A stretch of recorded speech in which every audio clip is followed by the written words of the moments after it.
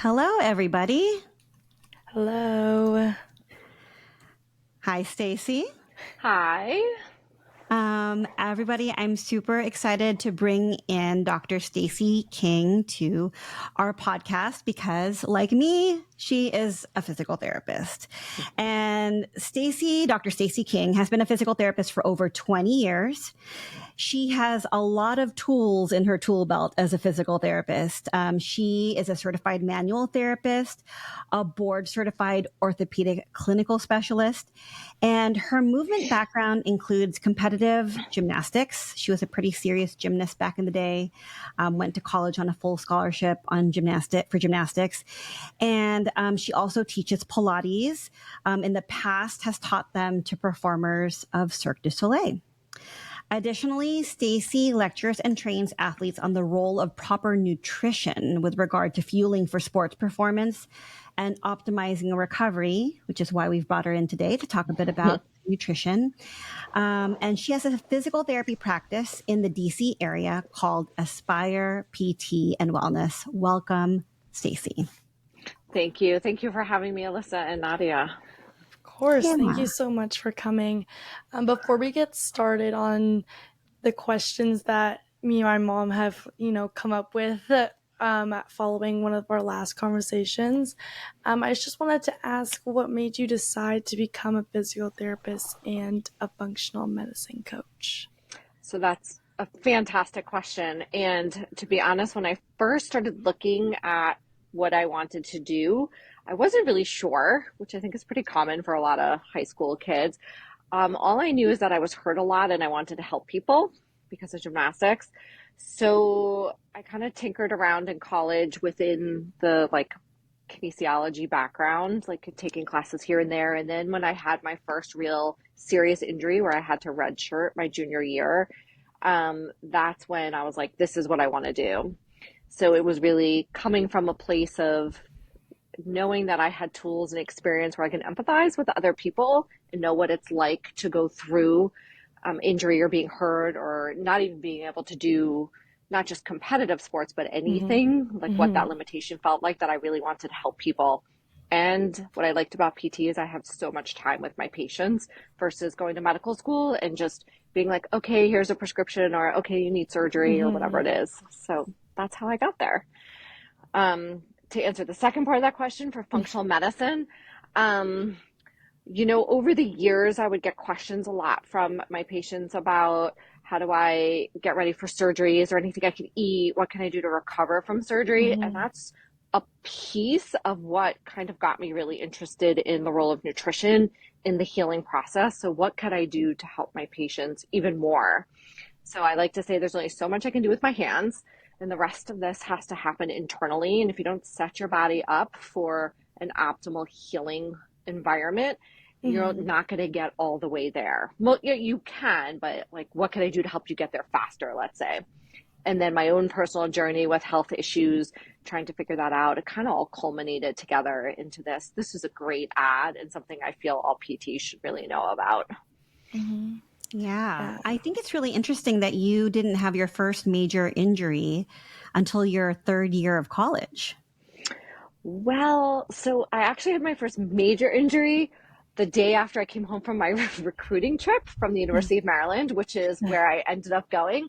But we kind of kept it under wraps, and I did the best I could. And it really was by junior year, I just couldn't compete on it. So I had to have surgery. It's like I was hoping to get through college, but that was really what completely sidelined me. Yeah. So I did get pretty far without really being horribly banged up.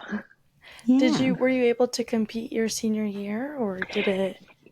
Yeah, so I did. I sat out my entire junior year and I was able to come back for my junior year. And because I had that redshirt year, I actually stayed. I graduated in 4 years, but I declared a new major and stayed for a fifth year to take more prerequisites for PT school because I didn't have them all lined up because I was kind of tinkering around. Oh, that's very cool. Yeah. I like how your, your physical therapist background and then your functional medicine coach background, come together to make, a good, I feel like as a patient, you want to recover, but you don't like learning about the nutrition stuff is also super helpful. So it's cool that you know both sides. Yeah, it's been a journey, right? And I'm still learning because there's so much new information coming out all the time. So, but they're very complementary for sure. Mm-hmm. Yeah. We've talked before about how it's challenging to eat healthy on a budget. Can you give us some quick tips on how to get healthy foods with limited money? Yeah, so there's all kinds of tips and tricks out there, and I think there's a mindset out there that you can't be healthy without spending a lot of money. So there's lots of things I like to think about. So one thing is like if depending on like if you're talking to a college like students, go in with your housemates, your roommates, whoever they are, and buy in bulk and then cut and prep.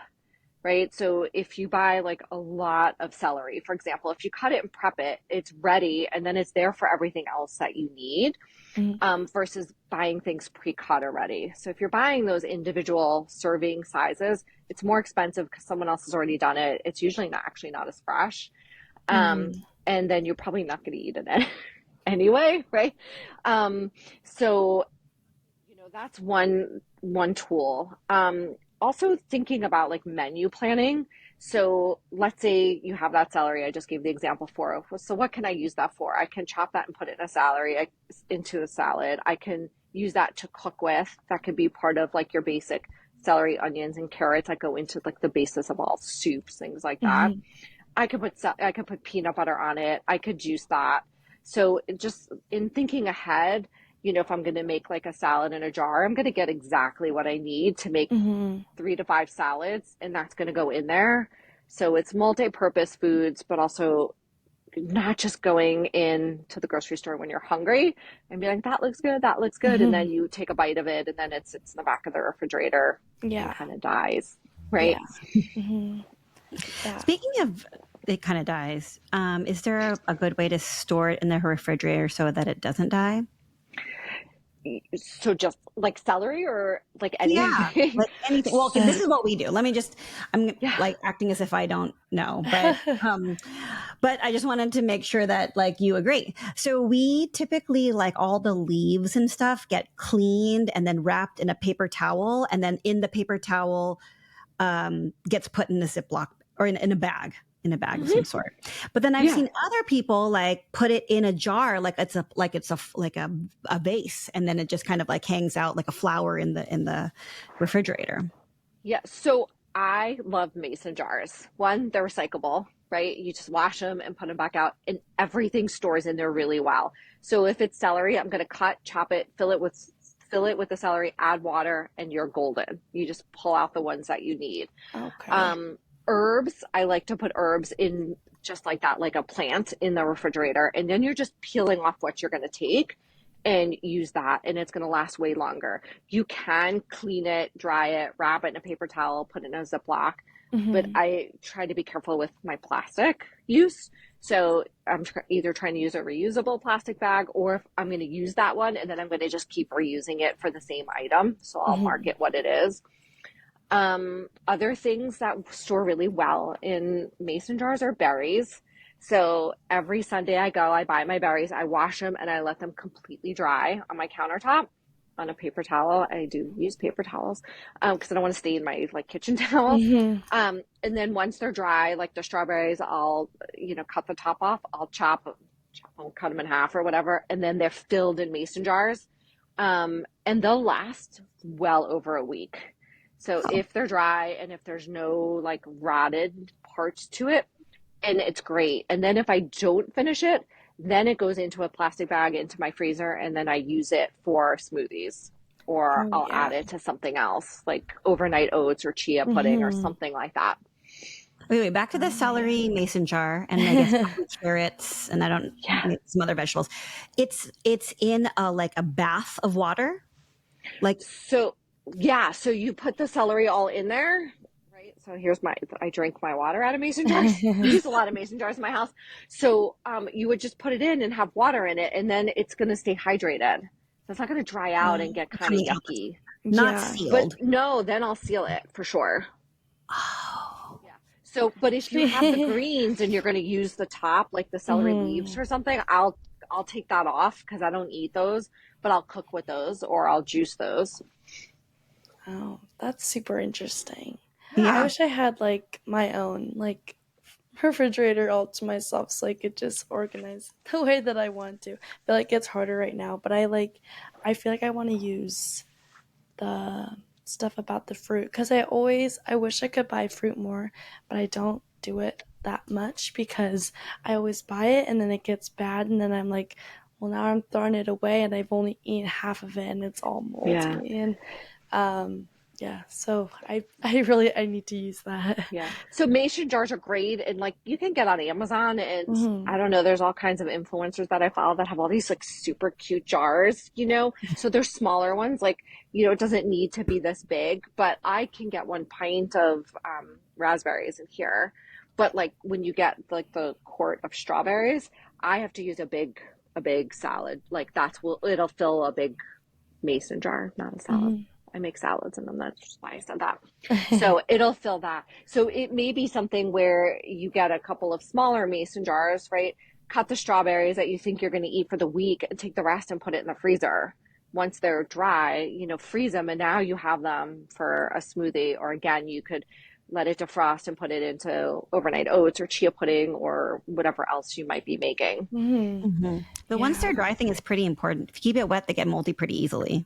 Correct. So you gotta let them totally dry. So I'll literally, that's the first thing I do when I come home from the grocery store, like on the weekend, is I'll, you know, rinse them out and then I just let them sit all day and then I'll cut them at night, providing like my cat doesn't steal them and play soccer with it, which happens. Sometimes I'll find strawberries somewhere else in the house.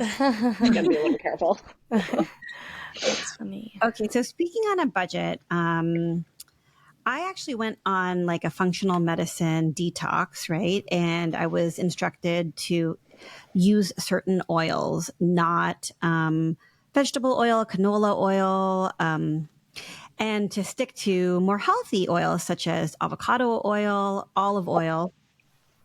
Those oils, you know, they're more expensive. And so I'm wondering how important that piece of advice is regarding oils and whether, especially for like someone like Nadia's age, who is looking at like one vat of canola oil for like $4 and then this cute like glass beautiful bottle of olive oil for like $12. Right. So, you know, I think what a lot of people don't realize is that we lay the foundation for our future health now and younger, right? It really starts in childhood. So if we want to live our best, healthiest, most fruitful lives going forward, you need to kind of start that now. And we all know that olive oil and avocado oil are really good for heart health. And so that's super important. So you have to think of it as an investment now for later. But on top of it, you don't need a lot. And so that's, I think, a big mistake is that people over oil their food. So one thing you could do to make sure you're not using too much or wasting it is like I have a silicone brush that I use. So like when I cook my eggs in the morning, I will pour a little bit in my pan, for example, and then I'll use the silicone brush. You know, like a teaspoon goes a long way. You don't need a tablespoon. And then I'll let that kind of like, you know, coat the bottom of my pan, for example, and then I'll let it finish heating, and then there it is. You don't need to and pour, for example.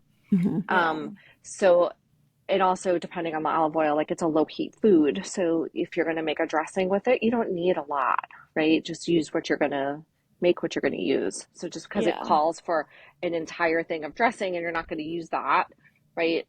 You don't need to cut those recipes in half. Yeah, I feel like I do actually buy avocado oil and olive oil because I usually shop at Trader Joe's, and I don't even know if they have. They probably do, but like at home we use olive oil and avocado oil, so I think like that's what I go for first. And I think not even like thinking about like the fact that you don't even need that much oil, I've been using less because I like need to not use up all of it. So I'm like using less oil and and avocado oil, so I guess I'm doing the right thing. Yeah. Yeah. And I But think yeah. just people they're not paying attention, right? So Hmm. unless it's calling, like if you're going to bake something and you're going to bake it with like avocado oil because it really doesn't have a flavor, then that's when you measure and you put a quarter cup in or something. Right. But for your everyday cooking, you really don't need a lot. And that's just Hmm. what's important. If you want to get better flavor in there, add some like dry seasoning, which a little bit goes a long way. Yeah. I Yeah. guess it's an example of like Nadia's like avocado and olive oil have been normalized for her because she's had it her whole life. Yeah. Hmm. I didn't have avocado and olive oil until like later in adulthood because like canola was like super popular in my household growing up. Hmm. Yeah, and vegetable oil, or people Mhm. use, we did vegetable oil in our house, Mhm. but like think about all the people that used Crisco oil, Mhm. right? So, which is the least healthiest. When an oil is solid at room temperature, that's not, imagine what that's doing in your body. Yeah. Not good. Okay. Speaking of things that I did when I was younger, I often snacked on things like, oh my gosh, I could totally name all my favorites: nacho Doritos, all kinds of barbecue chips. Yeah, and my kids love Skittles. So I'm wondering if there are healthy versions of these types of things. Like I, over the weekend, bought Siete brand nacho flavored chips, tortilla chips Hmm. are made out of cassava and I think made out of a good oil. Like, can I feel Hmm. good about that processed food, or is it just is it still junk? Okay, so that's a fantastic question, right? So, and I'm going to talk about it in two different ways. So, anything that's highly processed is not good for us. But within that, you can have good choices. So you still don't feel like you're being deprived. Because we still, look, ideally, we don't eat that stuff. But live in ideal situations, right? Mhm. It's a hard, we live in a hard world when we want to grab and go food and we want to take that chip and dip it in the salsa or the guac or whatever it is. So there are healthier versions of things like that. So Siete, I love Siete brand. They're very clean. If you look at the ingredients on the label, there's not a lot in there. And some of them are baked, some of them are like fried and not, like you said, avocado oil. So yes, those, I know exactly which chips you're talking about. They're addicting. They're so good. Because the spices that they use are not cheese to give it that nacho flavor. So, and that's kind of where I was kind of alluding to before with the Mhm. spices. So that's a great way to get it. You just, as with everything, too much of a good thing can still be bad. So we don't want to sit down and eat the entire bag of those chips, right? And it's hard because the bag is like this big and there's only this much in there. So it's really confusing anyway. Um, but that's good. A big fan in our household are it's the Lesser Evil brand of like chips. So, but they have a popcorn that's either made with ghee, it's in avocado oil. Mhm. Um, those are also good for like a healthy popcorn that you're not popping popcorn in your dorm Yeah. room, right?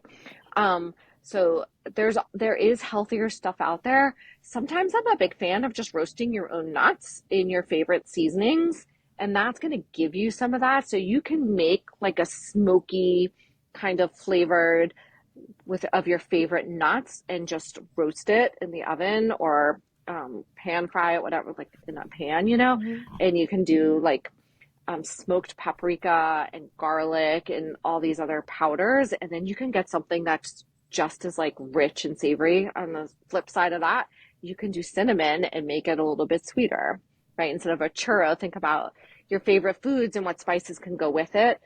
But you can also make those with kale, with zucchini, you know, with Brussels sprout leaves. Like you can Mhm. bake all that and you're not doing that in a dorm, but there's other options to make things that give you that kind of like crunchy feeling to them. Yeah. Mhm. Yeah. Yeah, that's good. Okay, Lesser Evil and Siete. Or Yeah, those are two of like favorite brands in here. There's like, you know, there's the real, I think it's called Real. They make like uh, the Lesser Evil. Like even their like fake cheese puffs are pretty decent for what they are. You know what I mean? Mhm. Yeah, I need to do that more. Yeah, again, I'm are more like, expensive, but yeah, Well, yeah.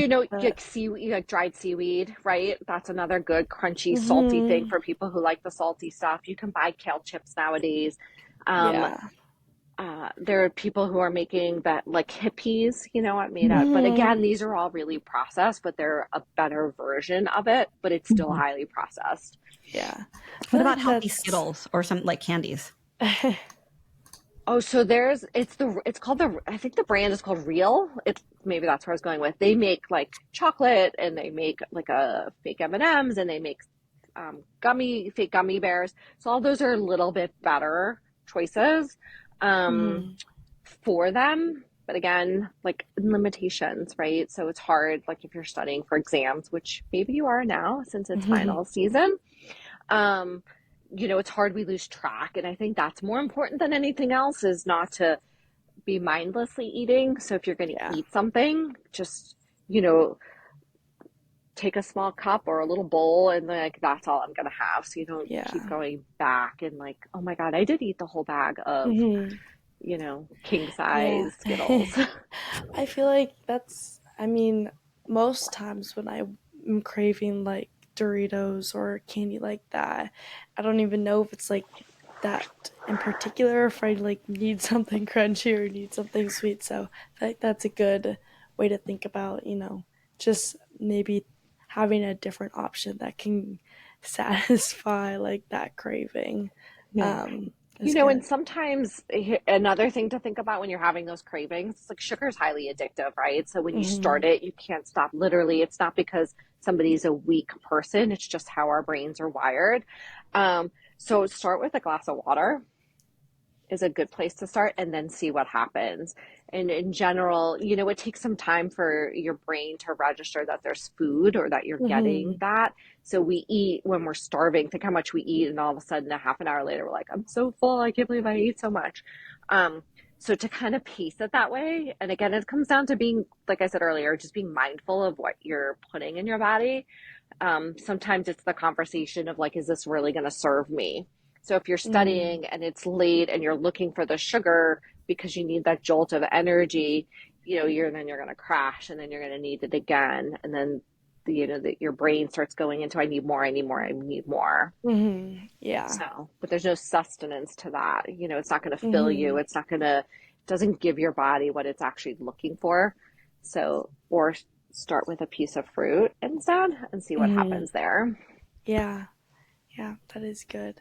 I going off of like cravings and stuff like that, what tips do you have about, well, I guess the first part is prepping for if you know you're going to go out and party with your friends, and then the second part is recovering from that, because I feel like in those situations for me, I come home and I like really want like mac and cheese, like box mac and cheese. I really want ramen, and it's always like those like really not so good things that like come in a box and you can make in like 2 seconds that um I want, and then I wake up the next morning and I'm not feeling like super energized, or I just know whatever I put in my body would just didn't necessarily need to be there. So what kind of tips do you have in that sense? Yeah. So, it's especially for women, I feel like it's really important before you go out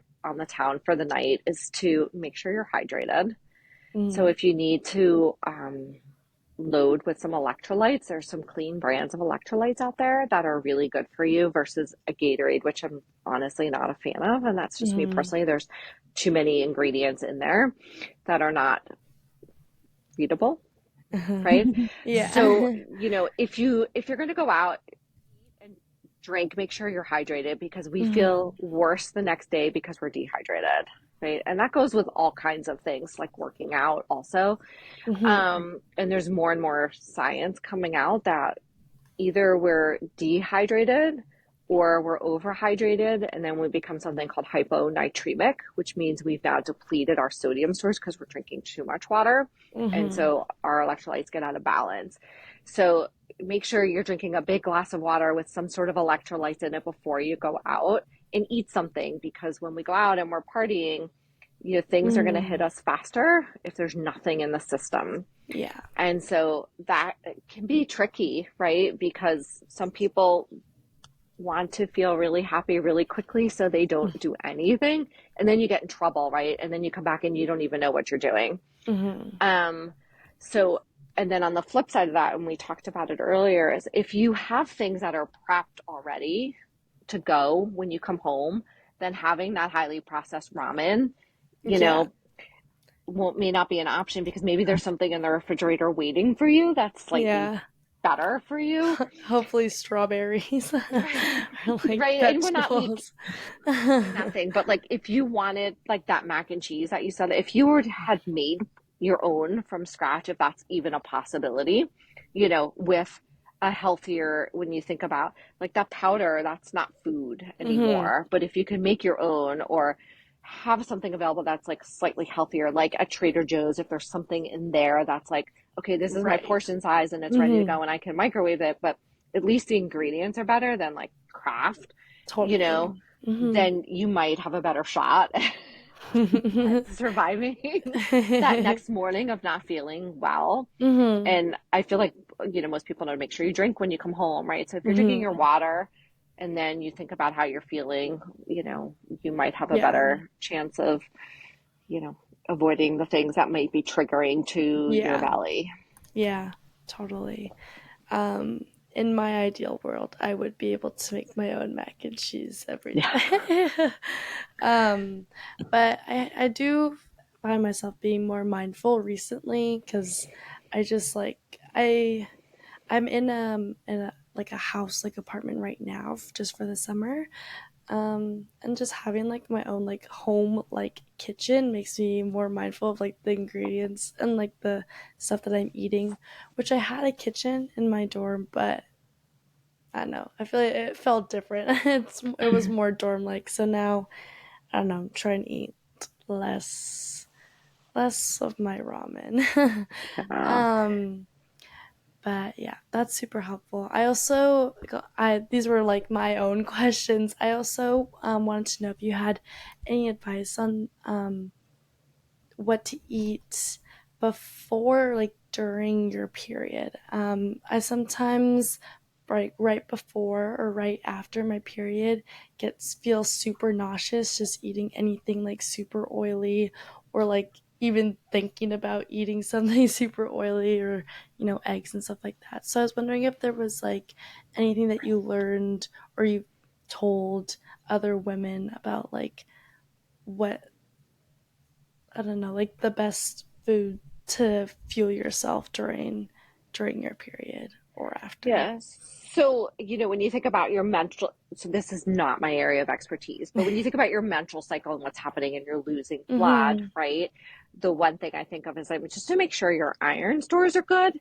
So my brain is saying, and I don't know how you would respond to it, is make sure you're eating iron-rich food at that time. And there's what we call heme iron and non-heme iron. So your vegetable sources are non-heme iron. So you have to combine that with like a citrus. So if you're someone who doesn't eat like animal protein, for example, that has a good source of iron, you could take things like spinach and you add lemon to it, and now you have the iron that's going to help replenish. So, and that doesn't have to be cooked. It could just be a spinach salad and just squeeze some lemon in it. Right. If someone has opportunity to, I would say cook it in a cast iron skillet, because now you're just getting a little bit more iron from that skillet. That's like a natural way. So you can cook a bunch of vegetables in there and do it that way. But other than that, like, not quite my area of expertise. So I don't want to like say something that sounds good, I just and wanted it's to not know. like. I just wanted to ask, but yeah, like all those topics, I feel like are areas of where my nutrition, or I don't know, what I think I'm supposed to eat isn't necessarily what I should be eating. But yeah. Thank you for your advice. I wanted to ask about exercise. You mentioned like going, when I was asking about prepping your body for, a night out, and you mentioned the importance of hydrating. I was also wondering if there were other ways that other ideas you give people on ways to get good exercise if you don't have time to go to the gym. Like, I guess what you tell people to like make their bodies feel healthy, even if you're not like actively running or lifting weights and stuff like that. Yeah. So, from a functional medicine perspective, we don't like to use the word exercise because that can be a huge turnoff to a lot of people. Mm-hmm. So we use the word movement. Okay. You have to move your body. Mm-hmm. And part of, I think, what a lot of students get into trouble with is we're studying, we're walking to class, we're sitting, and then we're going somewhere else and we're sitting, and then we're on our phones and we're scrolling and we're sitting. So to think about movement. So the government says 10,000 steps a day. I would hope that on a daily, getting from class to class to class, that you're getting kind of close to that. I have no idea because everyone's on a different size campus. But just moving. So that could be, you know what, I'm going to not take my car to class. I'm going to walk and give myself a couple extra minutes to get there. Or like when you go to the grocery store, park farther away. Take the stairs into the building instead of the elevator. Go out dancing with your friends. That all counts, right? So you don't have to go for a run. You just really need to move your body and move it often. And so that's the first thing that I think of. Go for a bike ride with your friends on a sunny day and, go exploring wherever your college town is or what it looks like. Go for a hike. Like, things don't have to be, I need to get my heart rate up and I need to sustain that for 30 minutes or it doesn't count. And I think that's where people get frustrated, or I need to lift really heavy weights, or if I don't have 2 hours, it's not worth me going to the gym. It's worth it. Like, something is better than nothing. Yeah, I agree.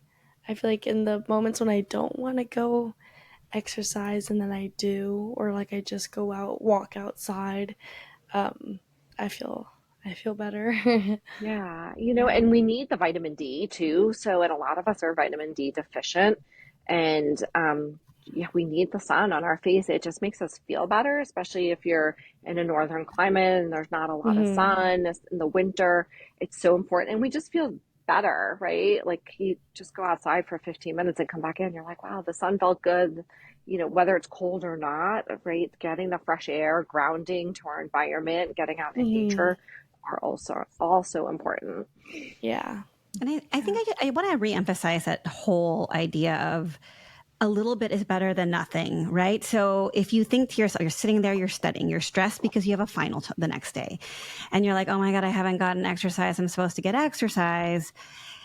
I don't have time to go to the gym. It takes me 20 minutes to get there. It's, and then now like another 45 minutes to work out and 20 minutes to get back. Like, you can just like take a break for a moment from studying, do like some squats next to your chair, some wall push-ups, get a little bit in. And that's something that's better than just not getting anything at all. Yep. So when I was in PT school and we were studying, and we were spending these late nights together in our building, we played hacky sack in the hallway in front of the elevators. And it was just fun, right? And I never played hacky sack before. I'm like, I'm not one of those people who plays hacky sack. You know what I mean? It was such a weird thing, but it got like a group of us up and moving and laughing and having fun. And then you get more energy from that. And then we would sit back down and then we'd just start like going back and forth and studying together.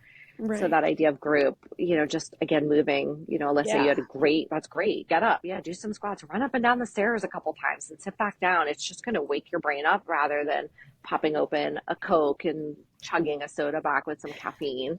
Yeah. Or a Red Bull. No Red Bulls, no Monsters. Those are all really bad for you. Yeah. What was the thing that you were drinking last year, Nadia? I drank. I guess I still drink them. Celsius. But I had this moment, we had talked about it on another podcast. I had this moment last year where I was having them like so often, and I like actually felt like I was like, there's something wrong. So I had to go on a break from them. And now I have them in moderation. I don't always have them now. I think it was more last semester when I was like right next to like a grocery store that had them. But now I've moved away from them. But the Monsters and the Red Bulls, those like taste like chemicals to me, so I like actually can't drink them. Yeah. Yeah. Yeah, the Celsius is, to be honest, like there's a lot of caffeine in them, but the ingredients are not that bad in it. But you don't want to be abusing caffeine Right. at all, Totally. and then when you get into that stage, there have been stories not of Celsius, but like, I don't know, maybe 10 years ago, Alyssa, you might have heard this too, where people were drinking like all these monsters and they had no idea how much caffeine, and then they were having like students having heart attacks, right? So we want to always be careful and cautious and, thoughtful Yeah. about what we're consuming in our bodies. And, if you have to have it, that's not a horrible choice. If you're not a coffee drinker, I'm not a coffee drinker. So I get my caffeine from green tea and that's it. That's the only way I get it. But, yeah, it's not the worst one out there. So if you're going to go for one, that's not a bad choice, but one, Yeah.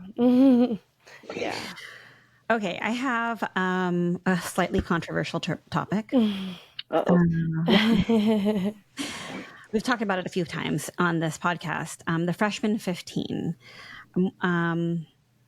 You had, talked a little bit about it before, Stacy, because you had a mom friend that said, "Hey, can you talk to my daughter about just like how to stay healthy, while you're transitioning to college?" And I think some people can relate to this whole gaining of weight right when when you're a freshman.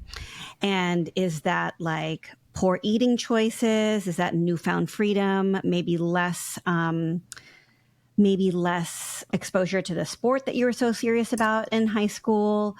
Or is there like, I don't know.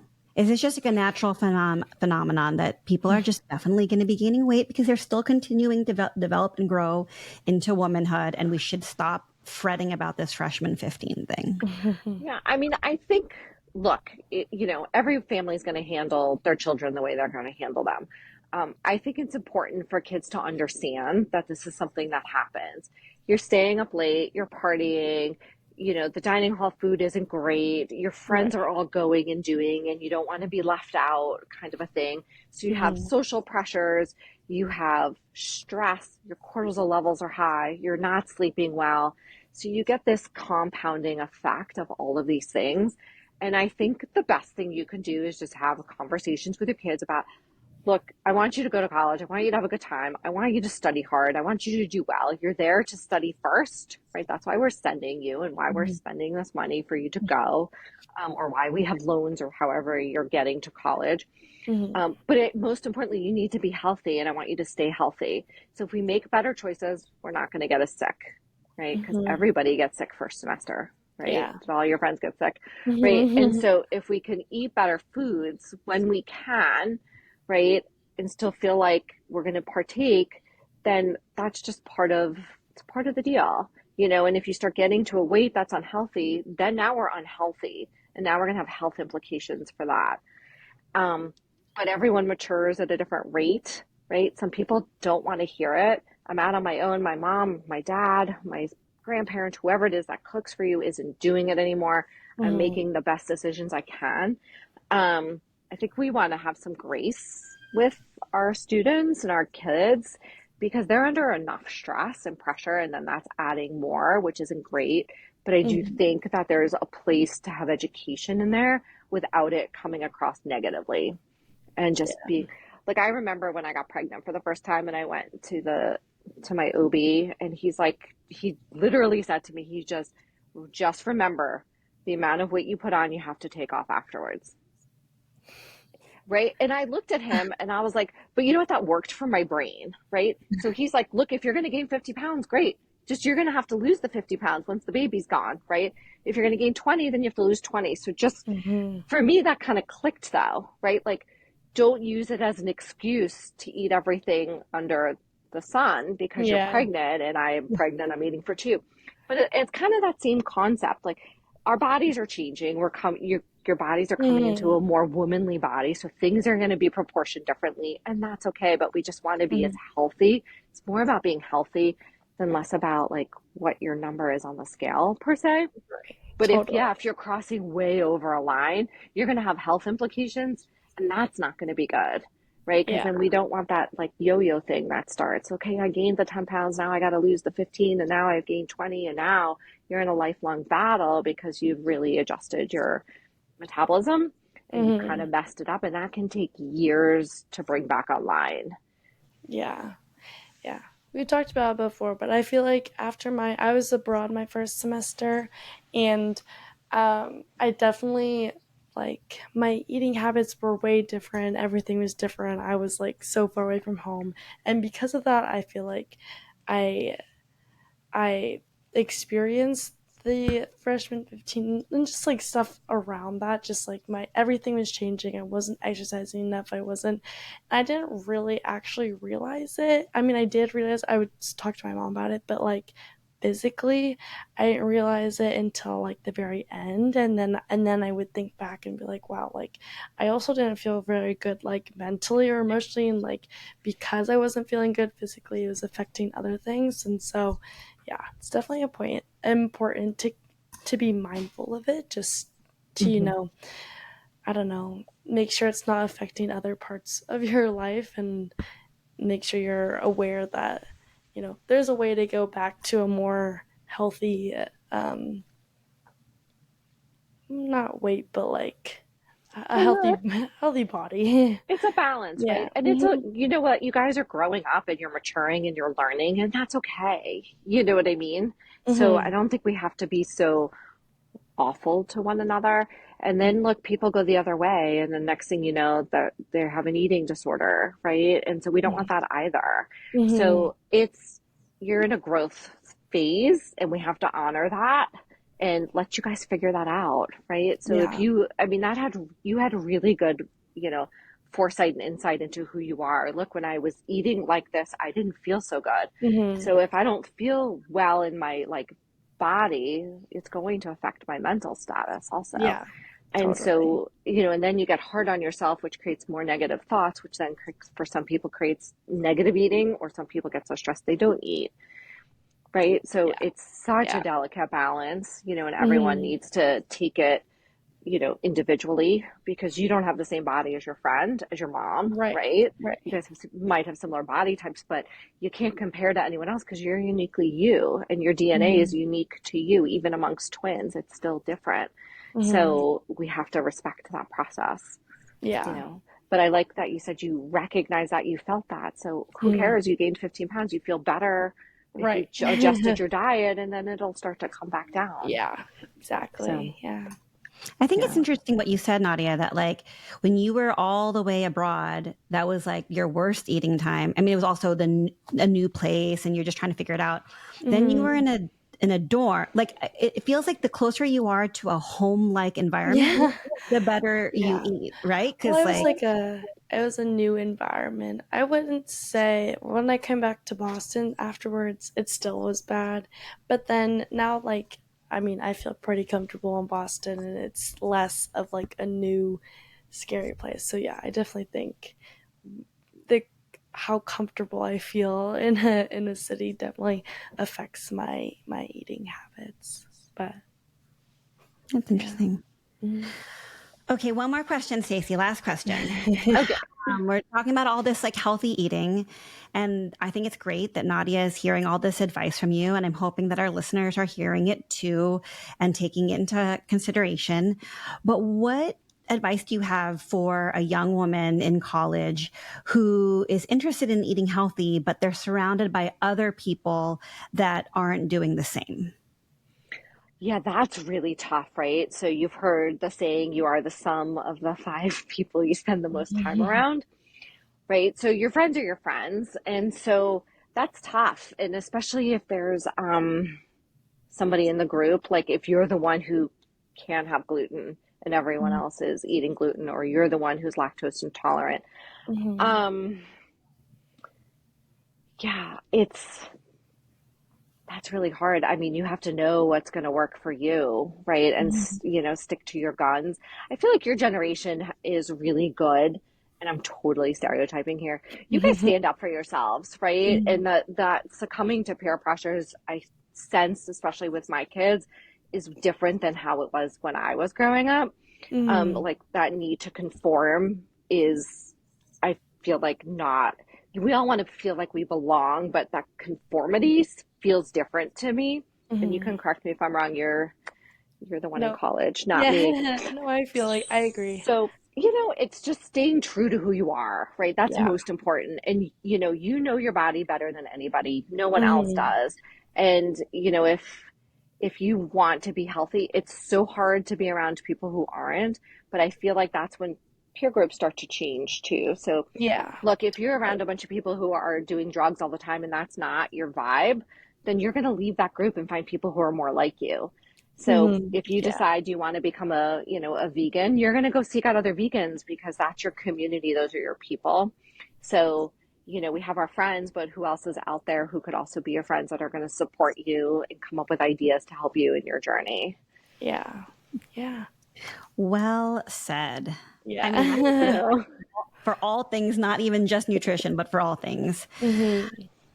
So thank you, Dr. Stacey King, for joining us this evening. Thank you so much. I'm super glad to get your perspective on the nutrition stuff, because I think some of the stuff that we talked about today really brings up like some important nuances. We're not just talking about calories or macros or whatever. We are talking about like nuances of different oils and different types of like snacks, and sometimes that can be confusing. So thank you for bringing some clarity to that. Of course. Yeah. Thank you so much for having me. This was great. Of course. Have a good night. Bye-bye, Good everybody. night. Thank you.